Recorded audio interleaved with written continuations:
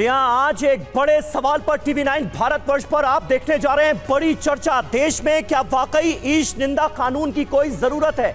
हमारे देश में भी क्या ईश निंदा कानून होना चाहिए और इसके जरिए लोगों को सजा दिलाई जानी चाहिए? ये एक बहुत बड़ा सवाल खड़ा हो गया है क्योंकि देश की संसद में इसे लेकर मांग उठी है। आपके साथ मैं हूं समीर अब्बास, मेरे साथ करुणा शंकर भी मौजूद हैं। शुरुआत कर रहे हैं अहम खबर के साथ। संसद में ईश निंदा कानून बनाने की मांग उठी है। जी हां, बीजेपी के सांसद अशोक वाजपेयी ने कानून बनाने की मांग की है। कहा है कि ईश निंदा कानून हमारे देश में भी होना चाहिए।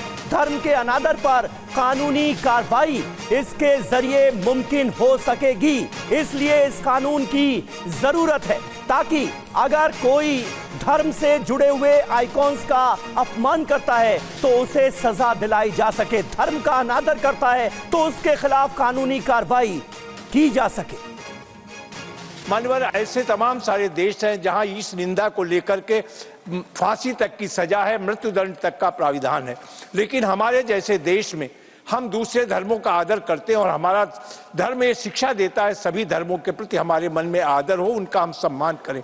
लेकिन लगातार दूसरे धर्मावलंबी हमारे धर्म के प्रति जिस तरीके की गंदी टिप्पणियां करके, हमारे अपमानजनक टिप्पणी करके हमारे धर्म को, हमारी आस्था को, हमारे विश्वास को चोट पहुंचाने का काम करते हैं, गंभीर विषय है।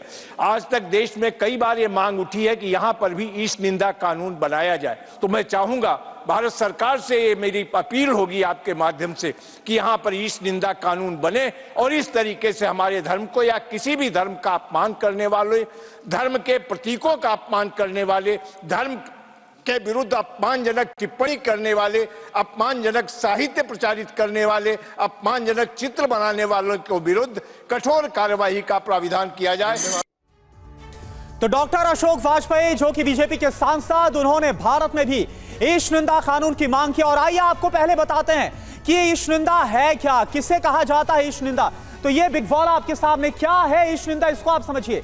ईश्वर की निंदा, अपशब्द कहना, इसे ईश निंदा कहा जाता है।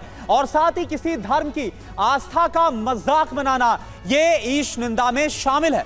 जी हां, इसके अलावा जो तमाम धार्मिक प्रतीक हैं, प्रतीक चिन्हों का अगर कोई अपमान करता है तो वो भी ईश निंदा, ब्लास्फेमी की कैटेगरी में आता है। पवित्र धार्मिक चीजों का अपमान, धार्मिक ग्रंथों का अपमान भी इसके अंतर्गत आता है। ईश्वर के खिलाफ किसी तरह का संकेत, गलत संकेत देना भी ईश निंदा के दायरे में लाया जा सकता है। यानी तमाम वीडियोस, तस्वीरों के जरिए अगर कोई अभद्र टिप्पणी करता है तो उसके खिलाफ अगर ईश निंदा कानून देश में बन जाता है तो कानूनी कार्रवाई की जा सकती है। और देखिए, अपमानजनक अगर कार्टून भी बनाया जाता है तो कार्टून पर भी ईश निंदा के दायरे में इसको रखा जाएगा।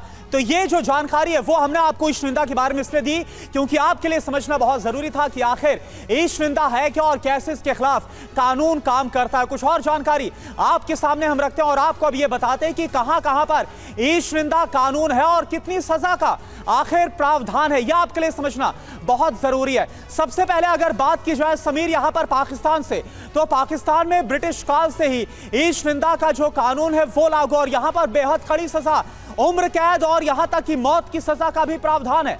लेकिन पाकिस्तान में इस कानून का जिस तरह से बेजा इस्तेमाल हुआ है करुणा, वो भी हमें भूलना नहीं चाहिए। बहुत कुछ भुगता है पाकिस्तान के लोगों ने इस कानून की वजह से। वहीं अफगानिस्तान की बात करें जहां पर तालिबान का शासन है, वहां तो पूरी तरह से शरिया कानून लागू ही है, यहां पर भी मौत की सजा का प्रावधान है। इसके अलावा सऊदी अरब में भी शरिया कानून लागू है और यहां पर भी मौत की सजा का प्रावधान किया गया है।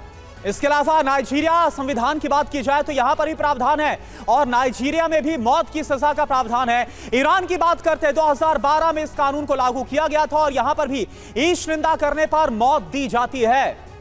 जी हां, इसके अलावा मिस्र में 2014 में संविधान में बदलाव किया गया और इस बदलाव के तहत सजाए मौत का प्रावधान किया गया।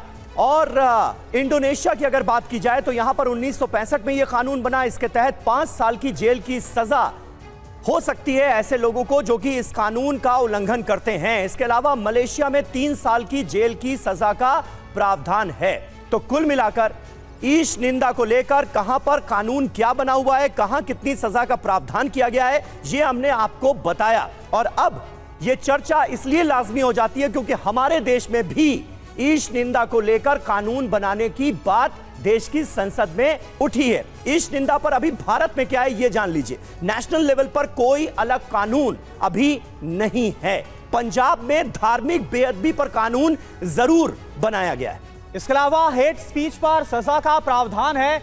यह इस वक्त की स्थिति है। अभिव्यक्ति की आजादी का मौलिक अधिकार यह भारत में दिया गया। आपकी अभिव्यक्ति की आजादी है आपके पास, जो आप कहना चाहते हैं। जी हां, आलोचना पर सजा का कोई प्रावधान नहीं है। यह बहुत महत्वपूर्ण है। तो इस फंडामेंटल राइट में क्या आने वाले वक्त में बदलाव संभव है? दुर्भावनापूर्ण इरादे से धार्मिक आलोचना पर सजा दी जाती है। दुर्भावनापूर्ण इरादे से अगर कोई धार्मिक आलोचना करता है, किसी धर्म के आइकॉन्स की आलोचना करता है, तो उन्हें 3 साल तक की सजा हो सकती है, अभी जो हमारे यहां मौजूदा कानून है उसके तहत।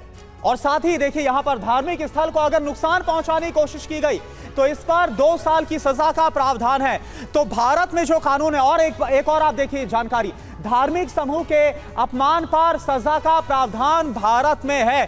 तो अभी जो कानून को लेकर अभी जो मौजूदा अधिकार या फिर कानून है, उसके क्या स्थिति हालात है वो आपको हमने बताया।